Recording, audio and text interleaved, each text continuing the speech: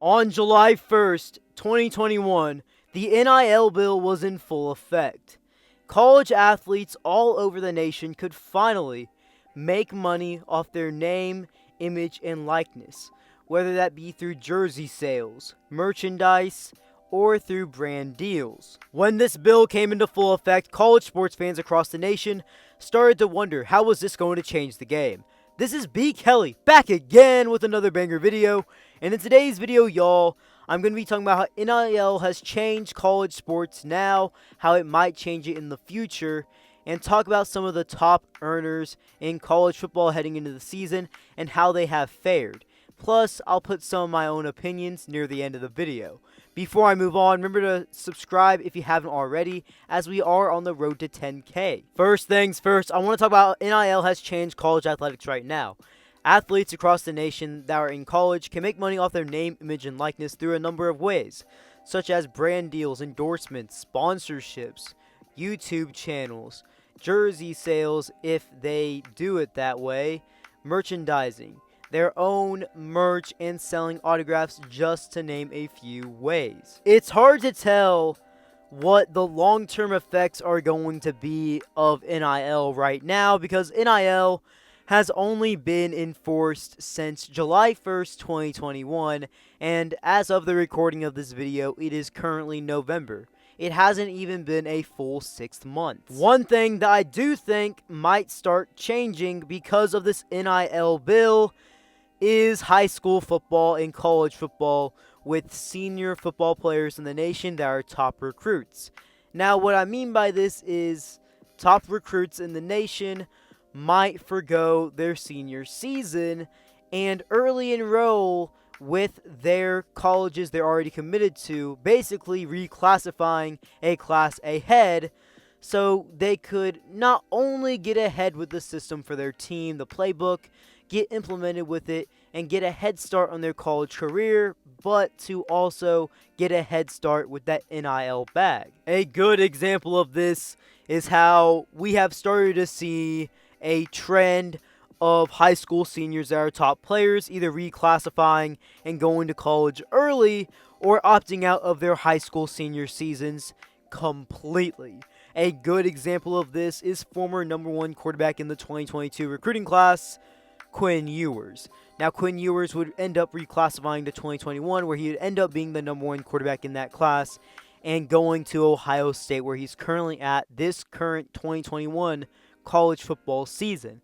And the thing is, with this, he would skip his senior season at South Lake Carroll High School, and he was expected to be really good, but he said he wanted to get implemented with the system at Ohio State earlier. He wanted to get used to college, he wanted to get used to Ohio State, period. And of course, Quinn Ewers, having the following he has, being the #1 quarterback in his class, having the hype that he has, being seen as one of the best recruits ever in the game of high school football recruiting, or at least according to 24/7 Sports, as he is one of the top all-time players of all time coming out of high school, he's going to have a great opportunity to take advantage of NIL earlier than he would playing his full senior season out, in which he would not be allowed to take advantage of making money off his name, image, and likeness at South Lake Carroll. Another thing that I think we might see in the future with college athletics, even though this already happens now, it could be happening even more just because of NIL and the risk for reward factor. If you're really that focused on that NIL bill, is that we could be seeing some more recruits going to blue blood schools that get the most viewership, have the best brand deals, TV deals, etc. All of that business, just so they can have the best bang for their buck. If they're really that focused on NIL, to get their name out there, to get the most recognition and the most sought after people after them, because they play for such a big brand at the school they're at. On to the next subject, I'm going to be talking about some of the top earners heading into the season and some of the most marketable guys in college football right now, and how they've fared since the NIL passing and how they've played just in general this season. A big person that I'm going to be focusing on first is Spencer Rattler. Spencer Rattler heading into the season was getting deal after deal. He got a lot of deals, and he even got deals during the season when he was still the starting quarterback at Oklahoma. And it was rightfully so that he was getting all these deals heading in. He had his merchandising brand. He was doing autograph signings for money. I mean, it was all justified because, well, he was the Heisman favorite. He was supposed to be the #1 pick. But this season, Spencer Rattler has not really met any of those expectations and actually got benched versus Texas and is now the backup quarterback to Caleb Williams. Now, you look at his numbers, they're not bad at all, and he was undefeated this season as a starting quarterback, but he wasn't meeting any of the expectations that he had, and Oklahoma's offense was not playing as well as it definitely is now with Caleb Williams. This season, he's played in 7 games. He's completed 75% of his passes, threw for over 1,400 yards, 11 touchdowns, and 5 interceptions, as well as a total of 3 touchdowns on the ground. With Alabama starting quarterback Bryce Young, before the season even started, before he ever even made his first start for the Crimson Tide, he already made $1 million off NIL. And in 9 games played this season, he's a Heisman frontrunner, and he might even win the Heisman this season, especially if he keeps up his play. He's completed almost 70% of his passes, has thrown for over 2,700 yards, 28 touchdown passes, and 3 interceptions, as well as 2 touchdowns on the ground. On to DJ at Clemson. He was seen as someone that was possibly going to win the Heisman this season, but was going to be a for sure lock as a top quarterback, and seen as someone that was going to probably be a Heisman finalist. Heading into the season, he even got a brand deal with one of the biggest soda companies in the nation in Dr. Pepper.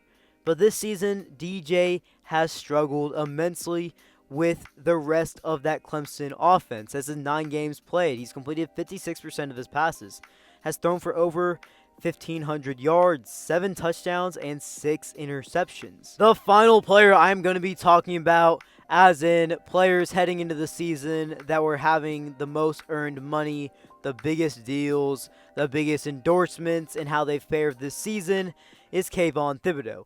I could go on and on with player after player and make it a whole video, but in this video, I'm only going to have 4 examples. 2 guys that haven't met their expectations, and 2 guys that have been good.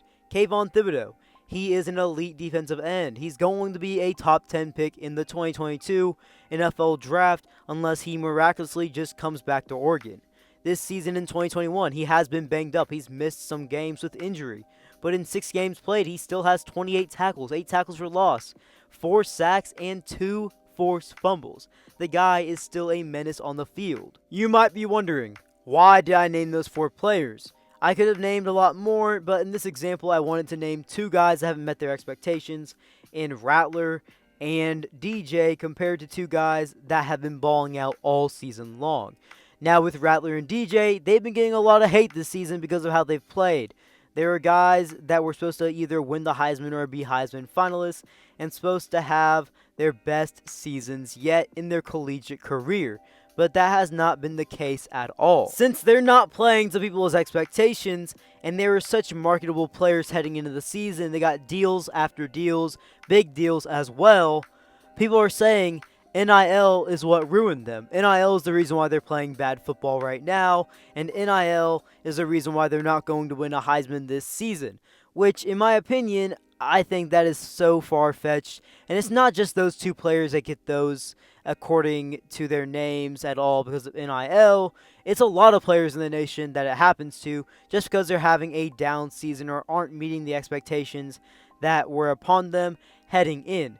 With Spencer Rattler, his O-line in the beginning of the season was not very good, and if you know Spencer Rattler, you know Spencer Rattler is not the most mobile quarterback, but Spencer Rattler also didn't look like Spencer Rattler at the end of the season last year, taking deep shots, and honestly, just trusting his wide receivers to make plays. But since his O-line's not giving him time to react, and time to be him to be his best player, he is forcing throws or throwing checkdowns, or just playing it safe or throwing it into double coverage. With DJ, Clemson lost a lot of their offense, and DJ honestly has straight up not been very good this season, but neither has anyone else on that Clemson offense. To close off this video, drop something down in the comments below. if you think NIL is affecting people's play, and how you think NIL is going to change college athletics forever. And before you head out, remember to smash that like button, turn on those post notifications, and subscribe if you haven't already. B. Kelly, out.